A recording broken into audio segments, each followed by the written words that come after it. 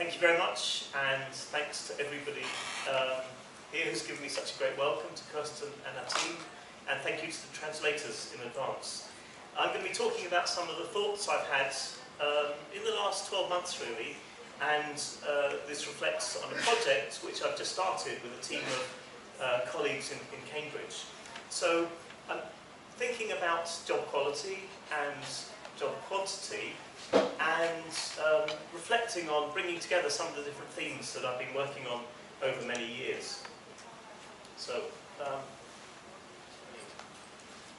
I'm going to start off by looking at the benefits of employment, not only the economic benefits, but again reflecting Kirsten's interests on why we think we need to take a wider view of the quality of work and think about what we gain from work as individuals. In particular, not only going to think about what benefits we get, but how we can think about those, what theoretical perspectives there are. And the reason I'm putting this together is because I'm taking seriously, I'm not saying it's going to be true, but I'm taking seriously the possibility that because of recent developments in technology, particularly artificial intelligence and robotics, that many of the jobs that are currently done by human beings will be automated, so that it's possible, but plausible, that maybe half, maybe a smaller number of jobs will disappear, or maybe there's going to be some really big adjustments coming up in the labour market. And what we can think about as social scientists to prepare ourselves for those eventualities, thinking about which of those possible future scenarios might cause less human misery than others. And let me just give a little bit of a personal trajectory of the things that I've been thinking about in my career as a social scientist looking at labour markets. I got interested in labour markets first. It was a big break from the topic of my PhD. But when I finished my PhD, it was in the UK in the 1980s when we had unprecedented levels of unemployment. Unemployment rose rapidly to over 4 million. And so it was the quantity of employment, very simply thinking about the huge amount of misery caused by unemployment at the time. And going beyond that, and I started to get interested in not only unemployment itself, but the fear of unemployment. Then, joining up with teams of researchers across the European Union, I became very involved in the European Working Conditions Survey, again one that Kirsten has been talking about, and advocated that it should be adopted in Chile as a way of having standardised measures of quality of employment. And there, following the traditions within Europe, where we want not only more jobs but better jobs, thinking deeply about working conditions, gender differences in working conditions and so on. And that has been one of the things that I've been fully involved with.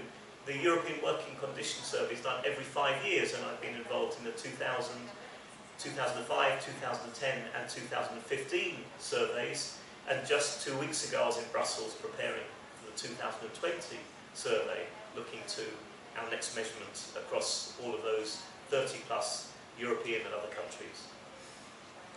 But then more recently, I've returned to thinking about the quantity of employment, not so much thinking about people with and without jobs, the number of jobs, but the number of hours of work that we do and how it's distributed around society. Thinking in particular, if robots are going to take our jobs, is it going to leave half of us with no jobs at all, or all of us working half as many hours? And you'll see how my thinking has developed on those. In terms of the outcomes of my research, I'm primarily interested in people's individual well-being, their mental health, their level of happiness, their ability to live without symptoms of anxiety and depression, being satisfied, being able to flourish in this life. There's all different ways of expressing that.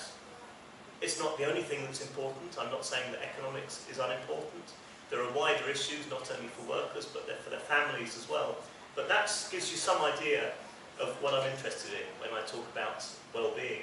And if you want to know more about, then I think probably the best way of doing that is to show you how, in the European Working Conditions Survey, we measure well-being. This is a measure we've been using for 10 years now. It's been standardized by the World Health Organization. It involves 5 questions, thus called WHO 5. And for each of these questions, people have to say whether the extent to which these things describe how they've been feeling over the last 2 weeks, all of the time, or never on a scale.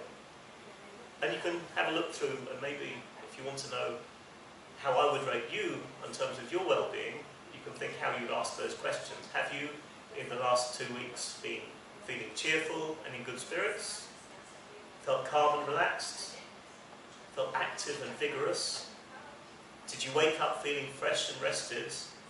And has your life been filled with things that interest you? Of course, work is by no means the only determinant of these things. Partly, maybe unfairly, where you are on that scale is determined by your genes. Some people are naturally born with a predisposition towards being happier than others. Personal relationships are important. But also, very much one of the things that we can control, and is, I would say, is one of the main responsibilities of governments through public policy to control, is the quality and quantity of our jobs. So, first of all, let me just have a look at the relationship of those sorts of measures with whether somebody is employed or unemployed. And here is maybe one of the few things that social scientists working in this area agree on unequivocally. Whatever research methods you use, whether you've got crude cross-sectional studies or longitudinal studies, whether you're looking at this for men or for women, for young people, older people, developing or developed countries, pretty much whichever occupation you look at, you find not only a relationship, but a strong relationship between people's employment or unemployment and their level of mental health. Some people might say, well, isn't it reverse causation? If you've got symptoms of anxiety and depression, isn't it more difficult to keep down a job? Well, there's some truth in that, but we know straightforwardly as well that the same individual is going to be much happier when they've got a job than when they haven't. I think if I'm just going to show you one graph, this graph happens to be from some data in Scotland, but I think you get pretty much the same sort of graph wherever you looked. Now, I'm not sure if you can read the detail of that graph. On the vertical axis, we've got subjective well-being score, not quite the same one as I'm using, but very similar sort of one.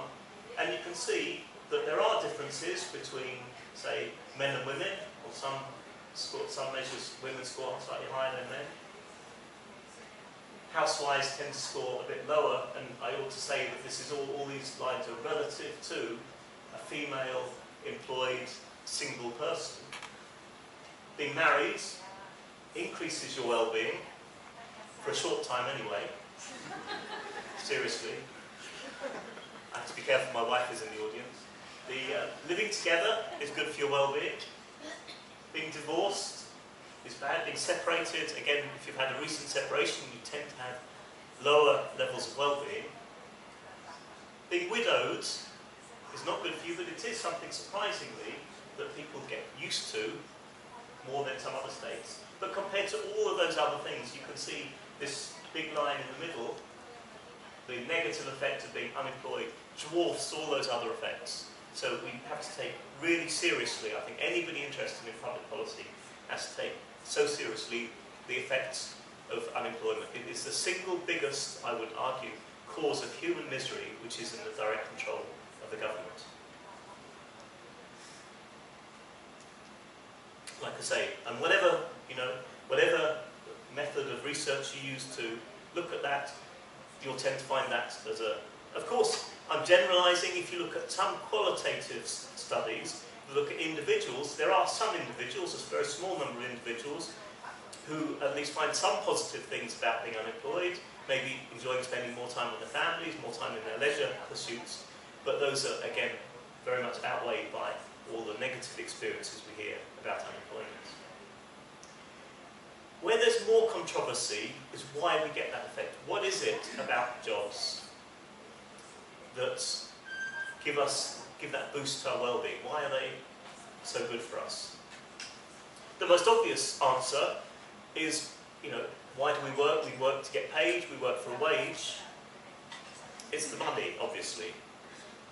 And one of the very surprising findings that we get from this whole literature on unemployment, again across different individuals in different countries, across some countries with very generous welfare states and some with hardly any welfare state at all, some with very different family types, whether more supportive or less supportive families, is that the economic component of that misery caused by unemployment is relatively small.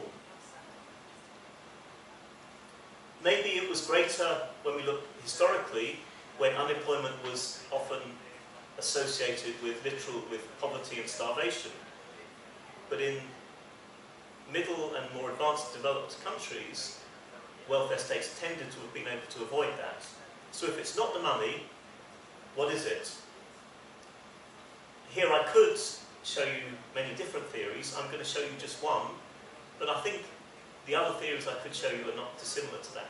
And this one theory, it was developed by Marie Yehuda, who started her working life studying unemployment towards the beginning of the 20th century and continued to study unemployment right up to the end of the 20th century. She started studying unemployment in Vienna in the 1920s, but then also was studying it after the Second World War in the UK and the US. And the way she explained it was this, is that in what she calls her latent functions theory, you might say there's a manifest reason for working, to get a wage, but there's also accidental, if you like, incidental, completely coincidental aspects of employment. And it's the accidental aspects of employment, as we know it currently, and have known it maybe since the Industrial Revolution, that protects our psychological well-being. And it's the loss of those latent functions about employment that actually causes the psychological damage, much more so than the loss of the manifest function, the wage. I'm not saying that, like I say, income is unimportant, but in terms of the relationship with well-being, as long as one is managing to avoid absolute poverty, we see very little relationship between people's incomes and their levels of psychological well-being above that minimum threshold. Certainly being super rich or living in a very wealthy country doesn't provide any guarantee of happiness, flourishing, well-being, and so on. So, what are those accidental and latent features of employment that Yehuda's talking about? She says there are 5, and maybe this is a slightly arbitrary list. Other people have come up with lists that are different in content, but bear more similarities than differences. This is how Marie Yehuda suggests that employment benefits our well-being. It gives us structure around our time. We know those parts of the week when we should be spending time in leisure and with our family, and the times we should be in paid work. It gives us that structure, which is so important for us. And when you talk to unemployed people, it's the loss of that structure which they often talk about, and finding their time as being used very unproductively because they don't know at any one point in the day what they should do. They often complain that even the small number of things that they think they could be doing, they don't get done. They can't plan. They can't use their time effectively.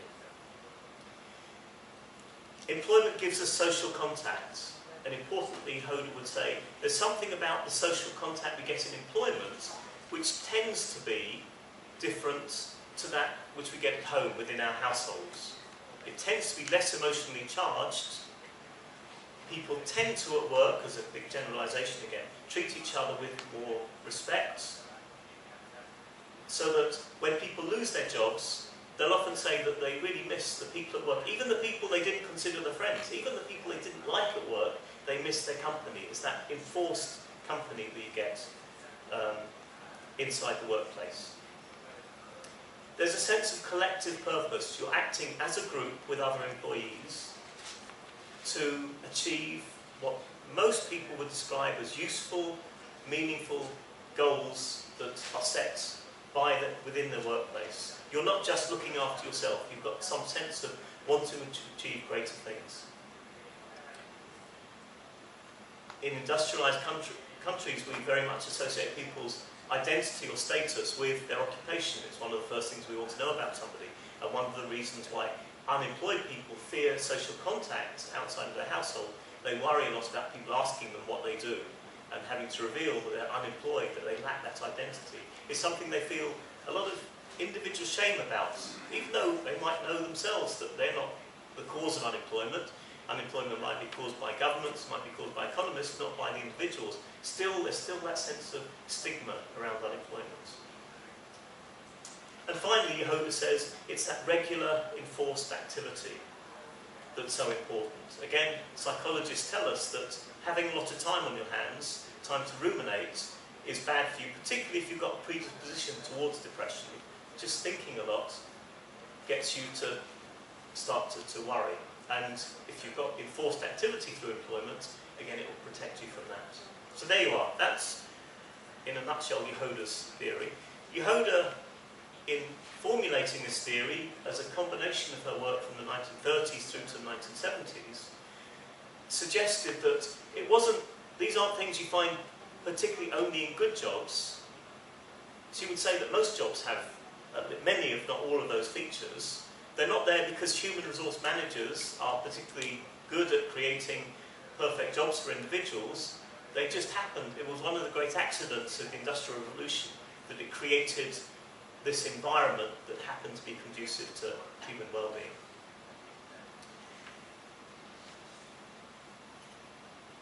Other people have argued, and maybe one of the things that's happened in labour markets between the 1970s and now is that jobs have become a lot more diverse, that with the gig economy, with more precarious jobs and so on, that maybe all jobs don't provide these things in the way that Yehuda was describing in a simpler time when everybody went to the factory or the office, whatever. You might think, well, now we've understood this, it should be fairly easy for us to create a similar sort of environment outside of work. There must be other ways of keeping people healthy.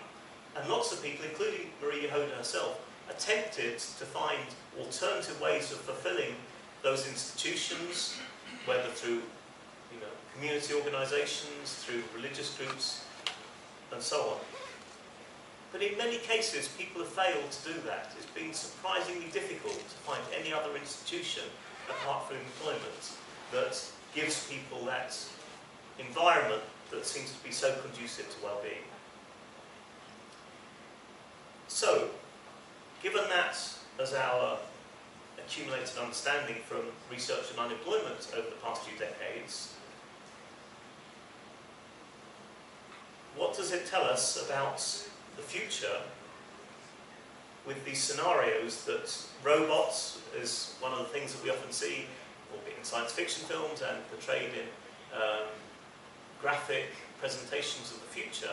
Probably it's actually machine learning that's going to have a much bigger effect.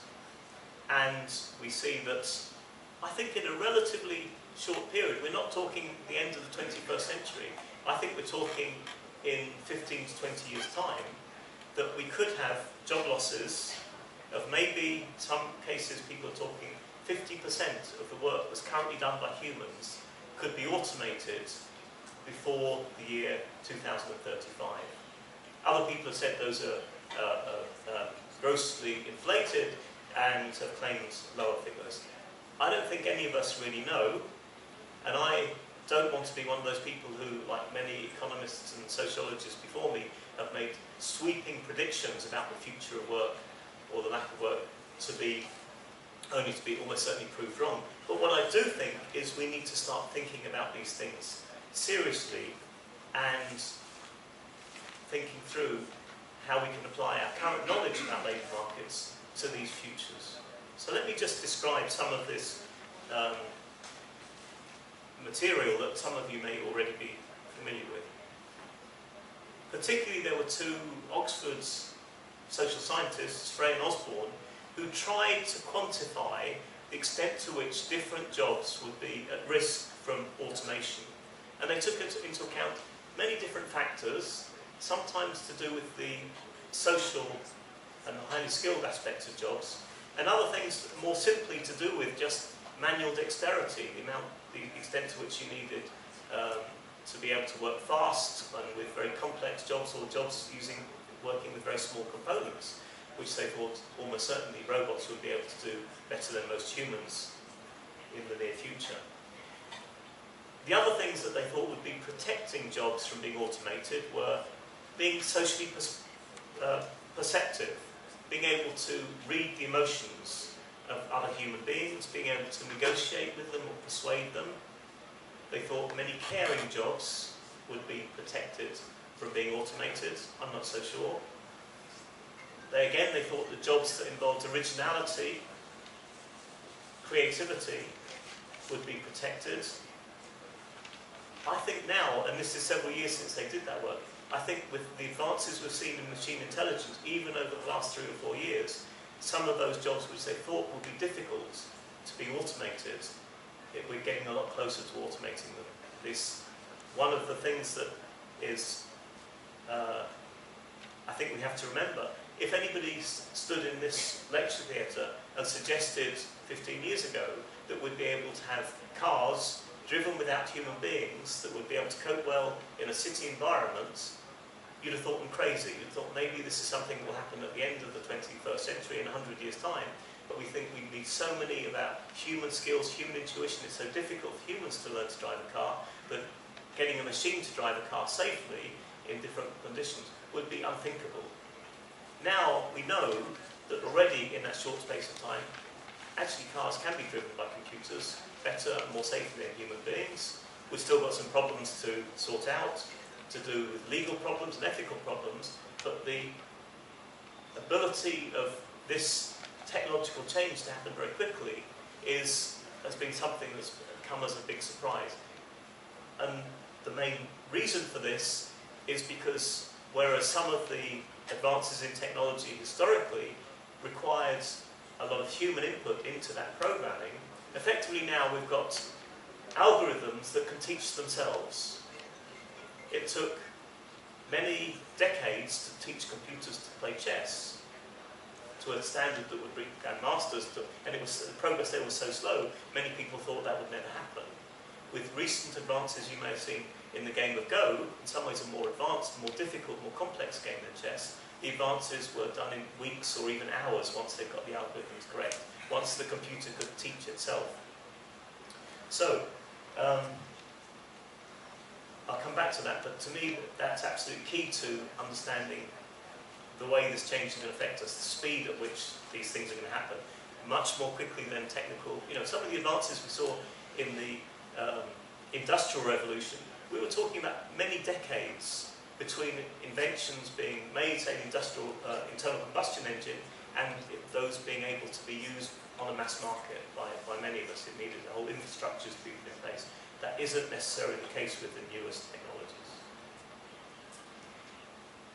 If you look at predictions, and again, I think you should be sceptical about this, but you might see there that they're suggesting that the risk of different sectors of the economy to be taken over by these industries varies considerably. You can see, for instance, at the bottom there, education, they suggest, is the lowest risk of being taken over. So any educators here in the audience might want to breathe a sigh of relief. And at the very top there, they're talking about transportation and storage as being a situation where many of those jobs are going to disappear in the next 15 or 20 years. So there is some pattern there. It does tend to be the less skilled jobs that are going to be most easy to automate, but there are lots of exceptions as well. And lots of what we thought of as highly skilled white-collar jobs are also at high risk of being automated by machine learning. We're talking about jobs done by people with a very long and advanced legal training, accountancy training, that sort of thing. If we look at international variations in countries' risk of this automation affecting us. Again, to me, the surprising thing is the lack of variability. You might think this is something that's going to happen in the most advanced industrialized countries first, where clearly there has been greater advance and there's more of an incentive to get rid of human labour, because in those countries human labour is most expensive. But then, many of the jobs being done in less developed countries are the ones that are easier to automate. Many of the jobs being done in, say, agriculture can now be automated with combinations of GPS technologies and automated vehicles and so on. So, I don't have any data for Chile, I'm sorry. I think we'll all be looking to that. But we do have, and I don't know why Chile isn't in many of the OECD or other sets of graphs, but you can see Argentina there comes out as one of the countries that at highest risk of that automation replacing jobs. So, what's the impact going to be? And let me talk you through, I think, 3 different scenarios. The first one, and this is, I think, and I think they're all plausible, I'm not saying any of these is, but certainly this one isn't wrong, is life is going to carry on. We've had other technological revolutions. In the Industrial Revolution, it would be very difficult to see how jobs would be created as we dispense with humans being involved in, say, in textile production.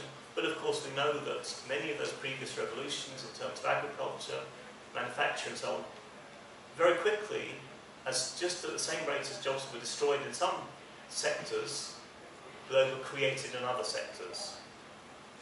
And one of the things that economists tell us, in fact they tell us so emphatically, they say anybody who disagrees with them is committing a fallacy, what they call the lump of labour fallacy, saying that thinking that there's somehow a fixed amount of labour out there, and if some labour is replaced by machines, that directly creates unemployment. They say is a complete misunderstanding of the way that labour markets work. That technologies create demand, and that will create new jobs. And sure enough, with all the technologies we've had, certainly across Europe now, we've got historically low rates of unemployment, even so soon after the economic crises of 10 years ago, and historically high labour market participation, particularly female labour market participation. So, in terms of looking at previous technological revolutions, they've been absolutely right. I could, for instance, show you some data from the UK looking at how, what's that middle orange section of production. This is starting from 1948, where we'd already got rid of most of the jobs in agriculture that would have been so common in the century before that. But just at the same time as we got rid of all those jobs in production, let's say, we've created that massive tranche of jobs in the service sector. So, if we think that history repeats itself, then there's nothing to worry about. If we think that all technological revolutions are the same, we needn't worry. The same thing will happen again. It's very difficult, almost impossible for us to now think where these new jobs would be created on top of the existing service jobs. But then it would have been difficult to see that before previous revolutions. But I don't think, again, because of the speed and the extent of the new artificial intelligence-led technological innovations, I don't think we can be at all confident that it will just be more of the same, it will be just another technological revolution, and will create labour to the same extent as it's being destroyed. I think at the very minimum, because of the speed of destruction of those jobs, we're going to create massive crises in the labour markets. Even if those jobs are replaced, it's difficult to see them being replaced at the same rate as jobs are lost.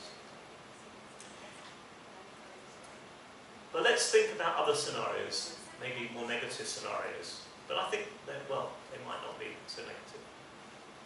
Let's imagine that half of all the tasks currently done by humans can be done by robots, machine learning, whatever.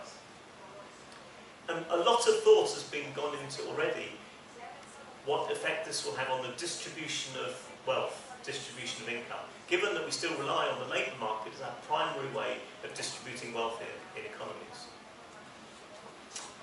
And one solution that's been widely discussed, controversial solution, is universal basic income. effectively, we might say to a large proportion of the adult population that somebody with your skills isn't going to be needed as part of our productive capacity. It's not your fault. We don't want you to suffer. We don't want you to start a revolution. So we'll look after you. We'll give you a relatively generous level of benefits. As long as you look after yourself. We hope you find some decent leisure time.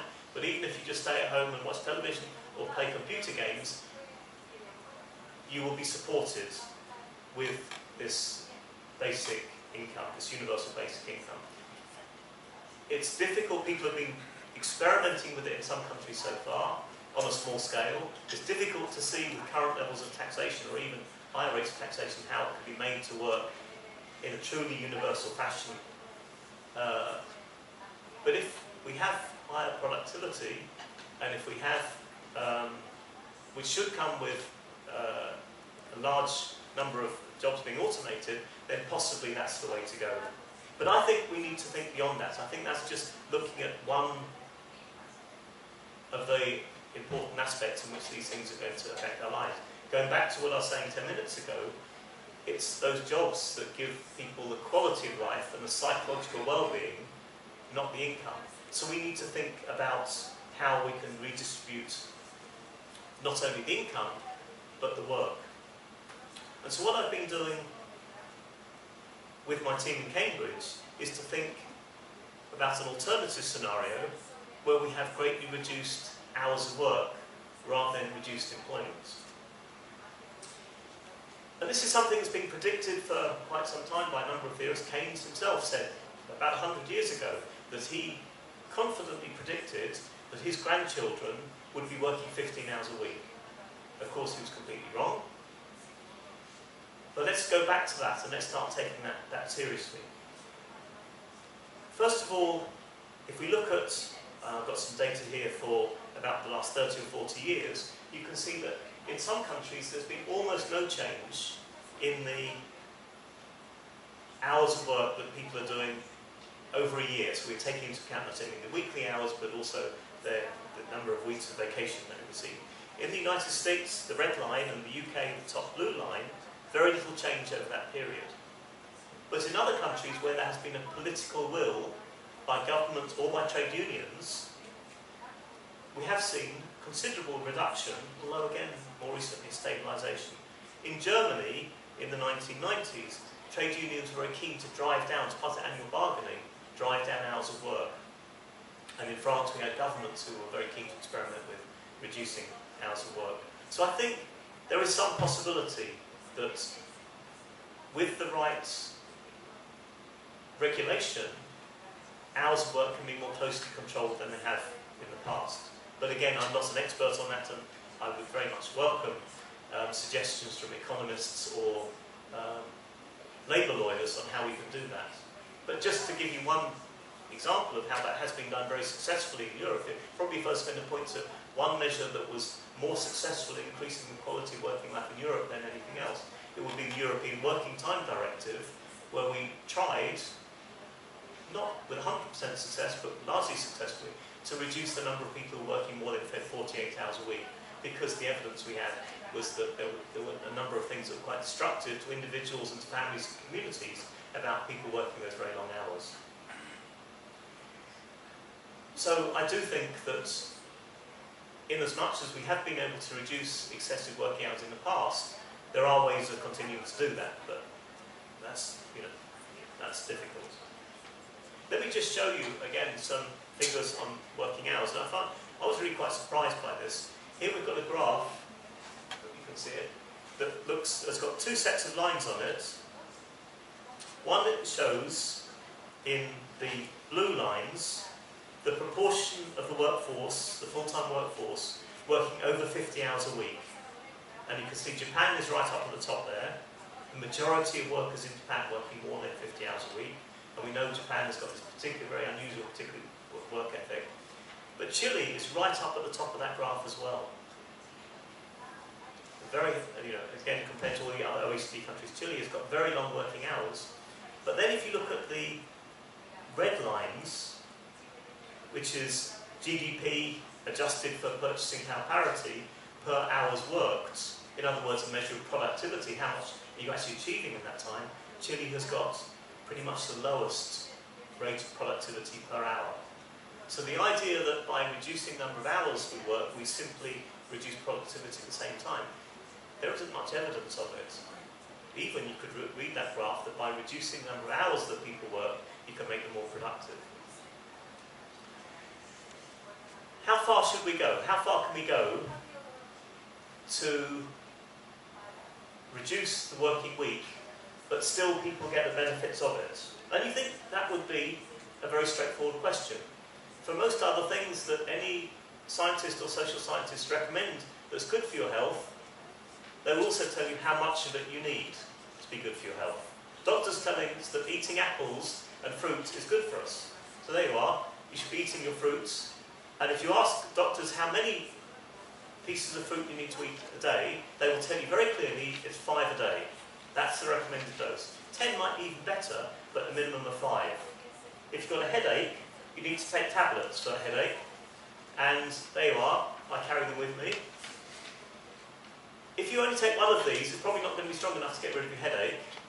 If you take 10 of these, it'll make you very ill. If you take 20, it might kill you. So again, dosage is really important. Anytime we recommend anything to somebody, we ought to tell them what the dose is. What is the recommended dose of work? That's the big question that I'm trying to answer. And I'll look at 3 ways of going about that. One of them, and this is coming from the New Economics Foundation, a very, I think, far-sighted economics foundation is particularly interested in environmental issues, and they claim that we should be working to reduce people's paid work to 30 hours a week. And they're saying not only because it would reduce unemployment, questionable, like I say, given the lump of labour fallacy, questionable thing, but also to reduce overconsumption, reduce our carbon footprints, reduce people's stress from overwork, and also they would say to reduce inequalities. But if you look at why they've picked 30 hours, it seems to be quite an arbitrary figure. The Trade Union Congress in the UK recently, a few months ago, came out with the idea they wanted to reduce working weeks in the UK down to 4 days a week. By the end of the century, by the end of the 21st century, it seemed far too far away. But again, it was an idea that by being moderate, they were somehow, it was more plausible, something that I don't, it seems quite very arbitrary to me. That's one way of doing it. The second way of doing it is to ask people what's their preference over working time. And we very often do this in surveys. We ask people who work full-time or part-time how many hours they'd like to work. And there are different ways of asking it. Sometimes we say, given that your pay per hour is going to stay about the same. And what we tend to find is that people working very short hours want to work more hours a week. People working full-time want to work less. And they seem to converge around about 3/4 time. So just asking people that very hypothetical question, and you might say, well, we shouldn't be asking people hypothetical questions like that because it's very difficult for them to give a meaningful answer. People are certainly saying that they think about 3/4 time would be optimal. Something like a 3.5 or 4 day week. What I'm going to show you next is the initial results of some analyses that my team in Cambridge have been doing, where we've been using fixed effects models on panel data. We've got the very large panel data, Understanding Britain, where we've got people's well-being data, measuring symptoms of anxiety and depression, and we've got their working hours, and we can see how those vary for the same individual, and that's important, each year as we follow the same individual through 7 years of this survey. The idea of this was it should be able to tell us at what point, how many hours you need to work, what's the minimum number of hours you need to work in order to get the benefits of work. And asking around different colleagues about where they thought this number was going to come. Some people were saying about 4 days a week seems to be common. Other people thought it might be as little as half time. I'll show you the graph that we've got from that. And this, like I say, this is our initial findings. And you can certainly see at the bottom end, if you look at the 0 end of that graph, very clearly people are working 0 hours, whether that's because they're unemployed, or because they're in early retirement, or because they're looking after children or home full-time, have got clearly worse psychological well-being than others.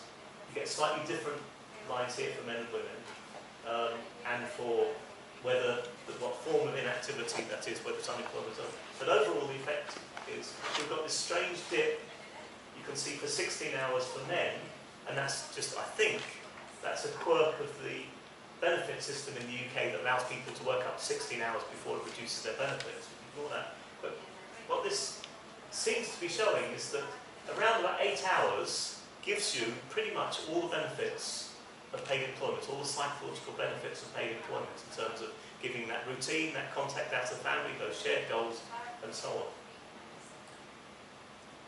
And to me, this is a very optimistic, gives a very optimistic vision of the future. That as long as we can keep people in employment, even if it's as little as 8 hours a week, as we lose jobs to automation, then we could see a really quite, if not utopian, a very optimistic view of what that future might look like. There are clearly obstacles to be overcome. This is very much thinking in a blue sky sort of way. One of the big obstacles is when we do the sorts of quality of work analyses that Kirsten was talking about earlier, we notice that part-time jobs come out particularly poorly in this way. That they tend often to be the most precarious jobs associated with zero-hour contracts, gig economy and so on. Working part-time under current systems makes it very difficult for people to get promoted into top jobs, so really exacerbate glass ceiling for women, and make it very difficult for people to earn a pension under most pension schemes. But setting those aside, we find high levels of satisfaction in part-time jobs, and I'm going to cut that bit because I want to get on to maybe thinking briefly, before I finish, about why we aren't currently reducing our hours, why Keynes was wrong when he made his predictions 100 years ago. Partly because it's very difficult for each of us to control our own hours of work. Jobs come with a certain number of hours. It's difficult as an individual to negotiate that down. I think partly it's to do with housing markets, that we're competing, particularly if you live in urban areas in most countries, in an inflated housing market because you're having to compete with other people who are working full-time for the same housing stock. And if you start to earn less than the people around you, you're at a very big disadvantage in the housing market. I think consumerism has got a lot to do with it. Advertising is just so good these days. It's very difficult to sit and watch those adverts on television and not want the latest phone or the latest car and so on. Something that didn't exist in the 19th century. In the 19th century, when employers gave pay rises, one of the consequences was often people would start working less hours. They knew how much money they wanted to earn. They didn't have much to do with excess money and would reduce their hours. You don't see that anymore. And I think advertising and consumerism have got a lot to do with that. And there are other issues as well. In some countries, certainly in the United States, it's very clearly been, during the Cold War, governments attempted to make sure if you want to go for world domination, if you're not interested in individual well-being, if you want to dominate the world, you can't do that part-time. You have to, if you're going to run an arms race, you need to do it on maximum productivity. Now, let me finish at that point, because I know the discussant has probably got things to say, I hope, and maybe we can come back to some of the other issues about how we might achieve that. But I think given the productivity increases that we're seeing with robotics and machine learning, having a society, if that's what we want to do, if there's a will there to achieve it, having people working much shorter hours and completely redefining what we mean by leisure and how we spend leisure is something that's achievable